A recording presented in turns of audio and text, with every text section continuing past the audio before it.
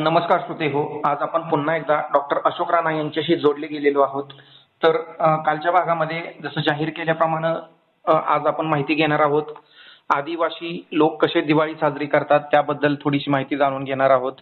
मी सर्व मराठी दर्शनच्या प्रेक्षकांना दिवाळीच्या हार्दिक शुभेच्छा देतो आणि एक आव्हान करतो की डॉक्टर अशोक राणा यांची पुस्तकं नक्की वाचा. दैवतांची सत्यकथा, सणांची सत्यकथा, असत्याची सत्यकथा, त्याचबरोबर आदिमाया, मातृदेवता, भारतीय मातृदेवता ही पुस्तकं तर आहेत. तर त्याचबरोबर आपण वेळोवेळी स्क्रीनवर जी पुस्तकं दाखवतोय ती वेगवेगळ्या प्रकाशन संस्थांकडून मागवून घ्या, वाचा, चिंतन करा. त्याचबरोबर मराठी दर्शन चॅनल सबस्क्राईब करा. मराठी दर्शन चॅनलवर डॉक्टर अशोक राणा हे पॉडकास्ट आहे, त्याला प्रत्येक एपिसोड पहा, चिंतन करा. तर आज आपण आदिवासी लोक कशी दिवाळी साजरी करतात त्याबद्दल थोडी माहिती जाणून घेणार आहोत. सर आपल्या बरोबर आहेत. नमस्कार सर. नमस्कार. नमस्कार. हा सर, काय सांगता येईल आदिवासींची दिवाळी याबद्दल? आता खरं म्हटलं म्हणजे दिवाळी म्हटलं म्हणजे श्रीमंतांचा सण, फटाके फोडणाऱ्यांचा सण आणि सुखवस्तू लोकांच्या दृष्टीने पुरणपोळी खाण्याचा दिवस. तर या पुरणपोळी आणि फटाके ह्या दोन्ही गोष्टींना फाटा देऊन आदिवासी लोक दिवाळी साजरी करतात.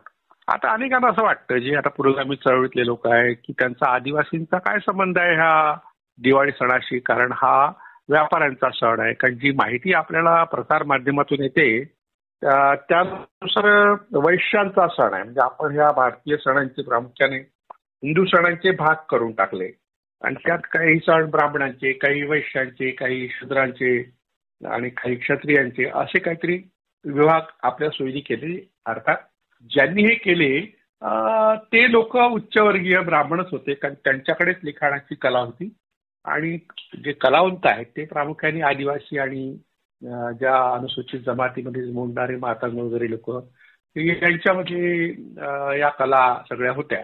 पण मुळात म्हणजे आपल्याला संस्कृतीचा शोध घ्यायचा असेल तर आपल्याला आदिवासींच्याच संस्कृतीचा अभ्यास करावा लागतो, कारण ती मूळ संस्कृती आहे.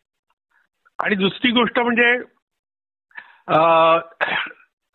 त्या संस्कृतीपासूनच आपण विकसित झालोय खरं असलं तर ती जी संस्कृती आदिवासींची ती निसर्गाशी संबंधित आहे. आपण जेव्हा नगरात राहायला लागलो, शहरात राहायला लागलो, त्या निसर्गापासून दूर जायला लागलो आणि त्यामुळे मग पैसा ज्यांच्याकडे आला, म्हणजे क्रयशक्ती वाढली असं आपण म्हणतो, पण अतिरिक्त पैसा आला की त्यांना मग हे चोचले सुटतात, फटाके वगैरे, आणि मग तो धर्म आणि संस्कृतीचा एक अविभाज्य भाग होऊन जातो. जे फटाक्यांना विरोध करतात ते धर्मविरोधी आहेत अशा प्रकारचा प्रचार केला जातो. ही विकृती आहे, दिवाळी ह्या सणांची विकृती आहे.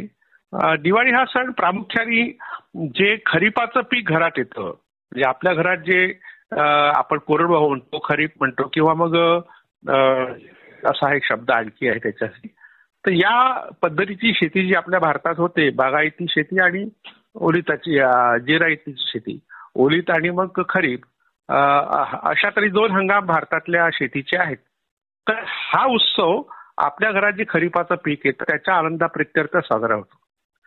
आता आदिवासी हे गावाच्या बाहेर राहणारे, प्रामुख्याने जंगलात राहणारे म्हणून त्यांचा संबंध आणखी निगडित आहे. त्याच्या शेतीची पद्धती थोडी वेगळी आहे. आता महाराष्ट्रामध्ये भिल्ल, टोकरे कोळी, माडिया गोंड, महादेव कोळी इत्यादी प्रमुख आदिवासी जमाती आहेत.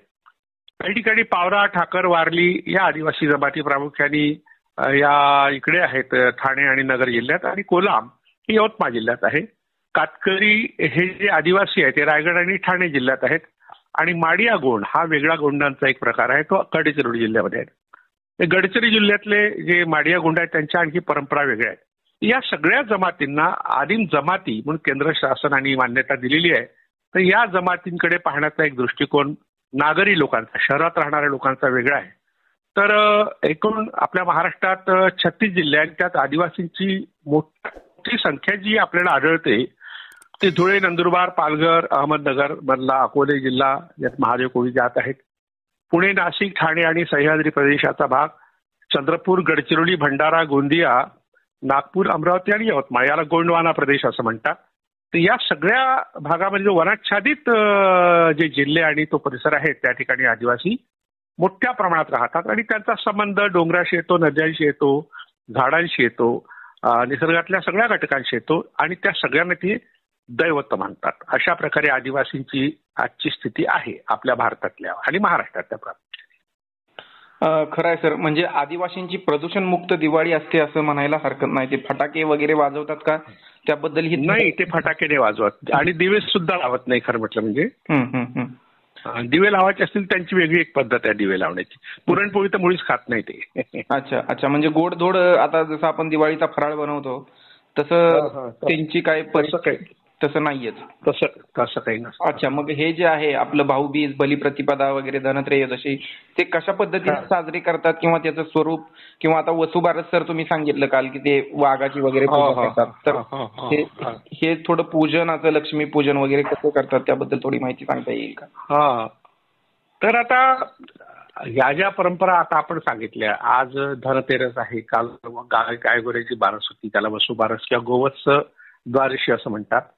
आणि हे जे लक्ष्मीपूजन वगैरे हे जे सण आहे, लक्ष्मी हा शब्द श्रीमंतीसाठी वापरण्यात येतो. बळी राजाची कथा सुद्धा आपल्याकडे ती एक जुन्या सांस्कृतिक परंपरेतून आली. आणि भाऊबीज हा स्वतंत्र सण आहे. आपण यावर ह्या 40 सणांवर वेगळा एक एपिसोड घेऊ. आता आदिवासींची दिवाळी यापेक्षा थोडीशी वेगळी आहे. म्हणजे आता आपला संबंध आदिवासींशी कमी येतो कारण आपण शहरात राहतो. फार कमी लोक आहेत जे आदिवासींच्या भागात जातात आणि आदिवासींपैकी जे लोक अभ्यासक आहेत त्यांनाही दिवाळी माहिती आहे. त्याला गाव दिवाळी म्हणतात. आणि गाव दिवाळी म्हणजे गावातल्या लोकांनी एकत्र येऊन मनसोक्त आनंद लुटणं असा त्याचा अर्थ होतो. धुळे आणि नंदुरबार जिल्ह्यात पावरा आणि भिल्ल आदिवासी लोकांमध्ये अशा तऱ्हेची गाव दिवाळी आहे. तर या दिवाळीचा उद्देश असा आहे की गावावर कोणतेही संकट येऊ नये आणि संकट आलं तर ते टळावं. जसं गाव बांधणी हा एक प्रकार आमच्याकडे यवतमाळ जिल्ह्यामध्ये कोलाम बांधवांमध्ये आहे. तर गाव बांधणीचा जो काळ असतो त्या काळात कोणी जर आलं तर त्याला शिक्षा होते. आणि गाव बांधणी यासाठी असते की ज्या अदृश्य शक्ती आहेत, ज्या विघातक आहेत, त्यांनी गावावर काही आपत्ती आणू नये. तर अगदी तसाच प्रकार गाव दिवाळी आहे. आता सातपुड्याच्या पर्वतरांगामध्ये डाब नावाचं एक आदिवासींचं जे गाव आहे ते आदिवासींच्या संस्कृतीचं उगमस्थान मानलं जातं. धुळे आणि नंदुरबार जिल्ह्याच्या संदर्भात ही माहिती आहे. राजा पांठा, गांडा ठाकूर, यहामोगी, पांडोरी माता ही या परिसरातली आदिवासींची आराध्य दैवत आहेत. नंदुरबार जिल्ह्यात यहामोगीचं एक गाव आहे. अनायसे मला ते पाहण्याची संधी 7-8 वर्षापूर्वी आली. तर तिथल्या आदिवासींच्या परंपरा, दैवत, पूजा या अगदी वेगळ्या आहेत. म्हणजे आपण त्याची कल्पना सुद्धा करू शकत नाही. पण त्यांची होळी आणि दिवाळी हे महत्वाचे सण आहे आणि या दोन्ही सणांना ते एकत्र येतात, सण साजरा करतात. आणि तिथेची समजूत आहे धुळे आणि नंदुरबार जिल्ह्यामध्ये की त्यांचा आद्य पुरुष राजा पांठा आणि गांडा ठाकूर हे आहेत आणि ते डाब या गावात गाव दिवाळीचा तर असं आदिवासी मानतात. आणि ह्या दोन महापुरुषांना आपल्या राज्याचा फेरफटका मारायला निघतात आणि ते या गावात मुक्काम करतात अशी एक समजूत आहे डाब या गावात. आणि त्या निमित्ताने ती जी दिवाळी साजरी करतात ती गाव दिवाळी असते. आता आदिवासी जमातीमध्ये पूर्वी नरबळीची प्रथा होती. एकदा हे दोघे एका गावात मुक्कामी असताना म्हणजे गांडा ठाकूर आणि राजा पांठा त्यांच्या उपस्थितीत नरबळी दिला जात होता. तर आम्हाला हा मान द्यावा म्हणजेच आमचा बळी द्यावा अशी विनंती या दोघांनी केली. म्हणजे अशा तऱ्हेने आपली दैवत की आपले नेते स्वतःचाच बळी द्या असं म्हणतात. याचा अर्थ त्यांचा बळीप्रथेला विरोध आहे. म्हणून त्या लोकांनी, आदिवासी लोकांनी बळी प्रथा बंद केली आणि तेव्हा जी बळी दिली जाणारी व्यक्ती होती ती वाचली आणि मग पुरुषांऐवजी रेड्याचा बळी द्यावा असं फरमान त्यांनी काढलं. तर अशा तऱ्हेची एक परंपरा या डाब या गावात आहे. कालांतराने मग त्याचं स्वरूप बदललं. नंदुरबार जिल्ह्यात अक्राणी नावाचं गाव आहे, तालुका आहे. या तालुक्यात अस्तंबा हे जे सातपुड्याच्या कुशीत वसलेलं समुद्र सपाटीपासून साधारणतः 4000 फूट उंचीवरचं ठिकाण आहे. तिथे अश्वत्थामा ऋषीचा डोंगर नावाने तो परिसर ओळखला जातो. तिथे आदिवासी भाविकांचं जे श्रद्धास्थान आहे तिथे मध्य प्रदेश, गुजरात आणि महाराष्ट्र या तीनही राज्यांच्या सीमांशी त्याचा संबंध आहे. धनत्रयोदशी ते भाऊबीज या काळात तेथे मोठी यात्रा भरते. त्यावेळेस हजारो यात्रिक या ठिकाणी दर्शनाला येतात. येथील यात्रेचा समारोप लक्ष्मीपूजनाच्या रात्री होतो. त्यानंतर म्हणजे आपल्याकडे जी दिवाळी होते नागरी संस्कृतीमध्ये तशाच प्रकारचे हे 5 सण 5 दिवस त्यांच्या दृष्टीने 3 ते 4 दिवस प्रामुख्याने महत्वाचे आहेत. आणि या दिवशी गाव दिवाळीचा सोहळा होतो. पण हा सोहळा नागरी संस्कृतीतल्या दिवाळीपेक्षा थोडासा वेगळा आहे. तर हा सोहळा आणि हा उत्सव साधारणतः 4 महिने वेगवेगळ्या गावामध्ये साजरा होतो. या उत्सवात अनेक करमणुकीचे कार्यक्रम होतात, नाटक वगैरे होतं, गाणं होतं आणि या उत्सवाच्या निमित्ताने मुली बाहेर येतात. हा महत्वाचा एक प्रकार आहे की आपल्याकडे मुली बाहेर येत नाही दिवाळीला, पण आदिवासीकडे येतात आणि मग गावातले अनेक लोक सुद्धा त्यात या सणात सहभागी होतात. नवीन कपडे यावेळेस लोक घालतात आणि हा उत्सव मात्र कुठे होतो हे फार महत्वाचं आहे. तर हा गावाच्या बाहेर झाडा झुडपात हा दिवाळीचा देव असतो आणि त्याला वाघदेव म्हणतात किंवा डोंगऱ्या देव किंवा शिवाऱ्या देव. शिवाराचं रक्षण करणारा शिवाऱ्या देव, डोंगराचं रक्षण करणारा किंवा डोंगर स्वतः हा डोंगऱ्या देव आणि वाघ हा आपल्या गाय म्हशीचं रक्षण करतो अशी समजूत आदिवासीमध्ये आहे. म्हणजे या 3 देवांची पूजा ते करतात आणि मग गावाचा जो प्रमुख असेल पाटील किंवा आणखी कोणी तो त्या रेड्या किंवा कोंबड्याची मान कापतो आणि मग ती देवाला अर्पण करतो. अर्थात कोंबडं कापलं किंवा रेडा कापला तर उरलेला मांस हे गावकरी प्रसाद म्हणून खातात. अशा तऱ्हेने म्हणजे ही दिवाळी वेगळ्या पद्धतीने साजरी होते. म्हणजे पुरणाच्या पोळीऐवजी रेड्याचं मांस किंवा बकऱ्याचं कोंबडीचं मांस हे खाल्लं जातं आणि मग एकत्र आल्यामुळं आदिवासींचं एक वैशिष्ट्य असं आहे, ते कलावंत लोक आहेत. नृत्याचं त्यांच्यात खूपच महत्व आहे. गाणं सामूहिक गाणं हे त्यांचं वैशिष्ट्य आहे. असं हे आपण आता जे वर्णन ऐकलेलं आहे, पाहिलेलं आहे, हे धुळे आणि नंदुरबार जिल्ह्यातल्या आदिवासींचं आहे. खरं आहे सर. म्हणजे यांची दिवाळी जी आहे ती सामूहिक दिवाळी साजरीकरण आहे असं म्हणायला हरकत नाही. आपण घरोघरी आपली स्वतंत्र दिवाळी साजरी करतो, हे गाव एकत्र येऊन दिवाळी साजरी करतं आणि रेडियाचा इथं म्हणजे जशी परंपरा आहे त्यांची बळी देणं वगैरे आणि नाच गाणं करणं तसं ते फॉलो करतात. सर तसं एखादं नाच गाणं किंवा ते वाघाचं काय सांगता येईल का आपल्याला, म्हणजे त्याचं पूजन केलं जातं किंवा वाघदेवाची ती पूजा करतात तेव्हा एक संवाद आहे. म्हणजे तो संवाद प्रामुख्याने वाघदेव जो आहे तो, आता मी ज्या भागात गेलो होतो गेल्या वर्षी मुरबाड तालुक्यातल्या एका आदिवासी गावात गेलो होतो. खूप आज डोंगरात ते गाव होतं. तर तिथे वाघदेवाची मूर्ती मला पाहायची संधी मिळाली. तर तिथे जे वाघदेवाचं जे आहे त्याचं एक कोंबडं असतं, त्याच्याकरता मारून आणतात आणि मग मुलं न जेवता परगावी जाऊन तांदूळ मागतात आणि तांदूळ आणि दूध मागतात आणि त्यासाठी मखमलीच्या फुलांच्या माळा घालतात. मी झेंडूच्या फुलाला त्यांनी मखमलीचं फुल म्हटलंय आणि कानाला आणि टोपीलाही ती फुले खोसतात आणि वाघ्याची भाय रे दूध भात खाय रे असं गाणं ते म्हणतात. तर प्रत्येक घरी असं गाणं म्हणून तांदूळ गोळा करणे, दूध गोळा करणे, त्यांच्यात बरोबर तांब्या असतो. तर ज्या घरी वासरू बांधलेले असेल त्या घरी ते दूध मागतात. त्यासाठी वाघ्याची भाय रे दूध भात खाय रे, वासरू असला तर तांब्याला आसरा, घरी 2 वासरा अशी त्या घरमालकाला सूचना देतात. तुमच्याकडे वासरू आहे आणि दूधही आहे. तर ते दूध ते घेतात आणि आपल्या घरी येऊन जेवण करतात. असं 4-2 गावातून आणलेलं गावाबाहेर शिजवतात. त्यात मागून आणलेलं दूधही घालतात. त्यातलंच थोडं दूध शिल्लक ठेवून त्यात इतर गावात आणलेल्या तांदळातच त्या गावातून घरोघरचा मागितलेला तांदूळ असतोच. अशा तऱ्हेने दूध भाताचा नैवेद्य हा सगळ्यांना वाटायचा असतो. आता आपण जी साजरी करतो दिवाळी ती सणासारखी असते, म्हणजे व्यक्तिगत पातळीवर असते. पण आदिवासीची दिवाळी ही व्यक्तिगत पातळीवर नसते. जेव्हा एखादा सण व्यक्तिगत पातळीवर नसताना सामूहिक पातळीवर साजरा होत असेल तर त्याला उत्सव असं म्हणतात. आता हे करताना ते 3 दगड आणतात, त्यातल्या एकावर शेंद्राणी वाघाचं, दुसऱ्यावर नागलीच्या पिठानं गाईचं चित्र काढतात. मग 3 गुराखी बोलून कोळी जातीच्या गुराख्याजवळ वाघाचं, वारल्याजवळ भालूचं, कोकणी हा आदिवासीचा प्रकार आहे, वारली हा आदिवासी आहे. तर कोकणाजवळ गाईचं चित्र असलेले दगड ठेवून ज्या क्रमाने ते दिले त्या क्रमाने ते रानात नेऊन ठेवतात. म्हणजे अशा तऱ्हेने दैवता ती तयार करतात. नंतर त्याला स्नान करून सांगतात.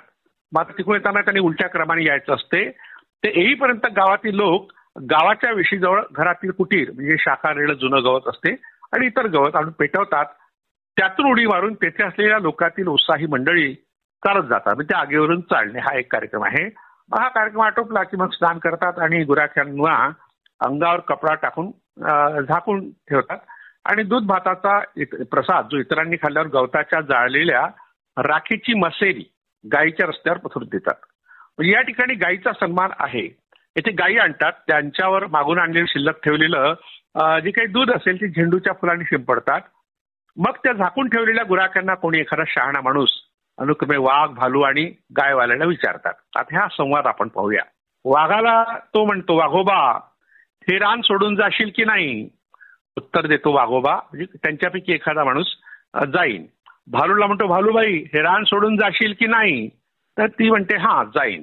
गाईला म्हणते, गाई हे रान चरून येशील की नाही? ती म्हणते येईन.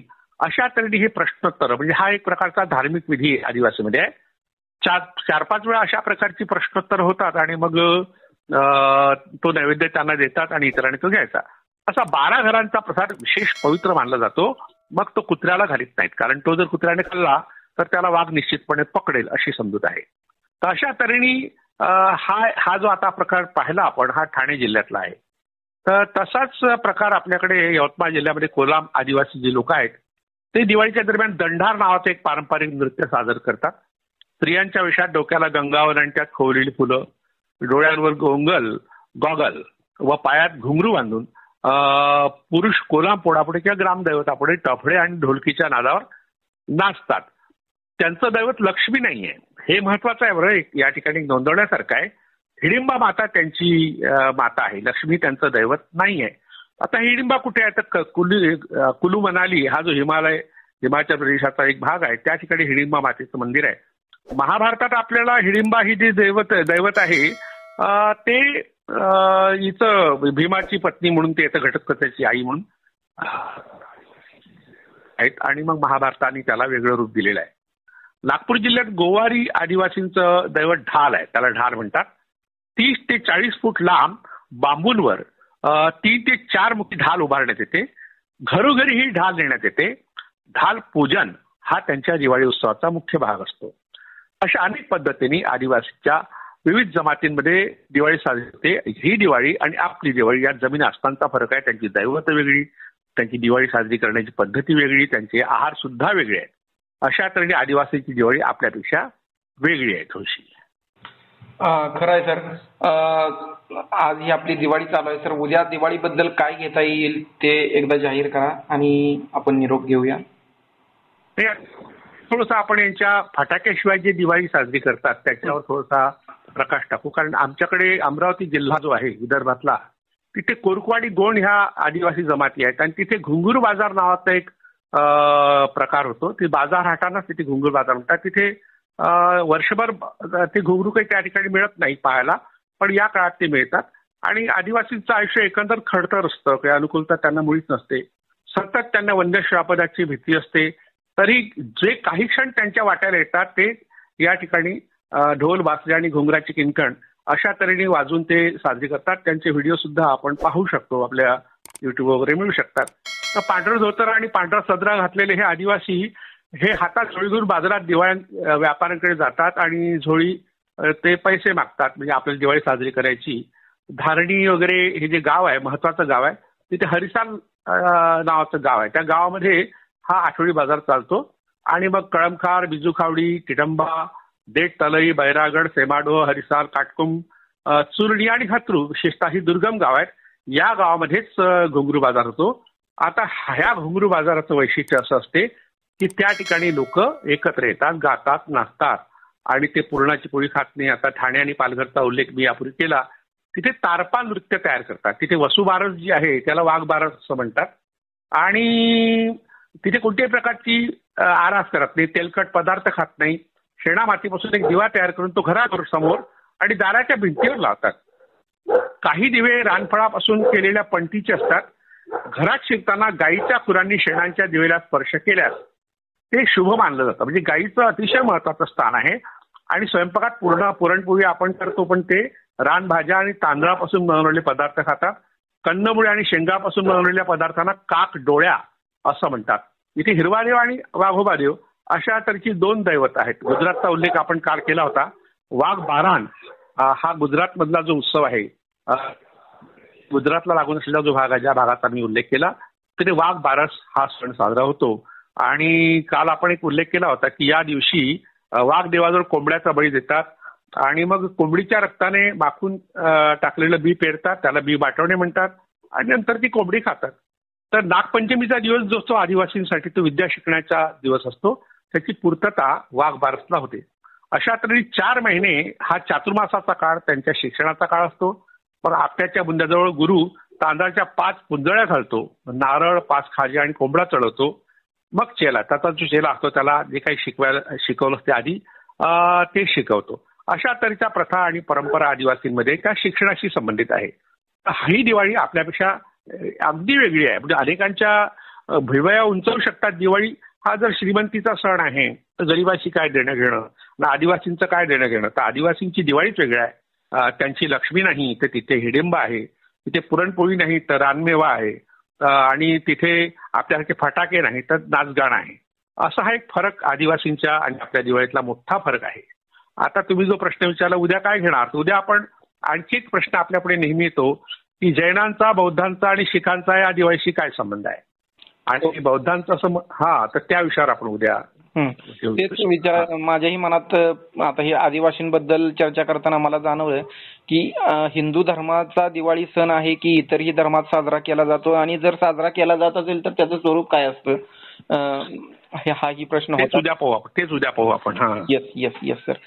मी श्रोत्यांना सांगू इच्छितो, सरांची पुस्तकं नक्की मागवा, वाचन करा, चिंतन करा. त्याचबरोबर मराठी दर्शन चॅनलवरील डॉक्टर अशोक राणा पॉडकास्ट हे नक्की पहा. चॅनल सबस्क्राईब करा. व्हिडिओज नातेवाईक व मित्रांमध्ये शेअर करत चला. सर, वेळ दिल्याबद्दल खूप खूप धन्यवाद. भेटूया पुढच्या भागामध्ये. धन्यवाद.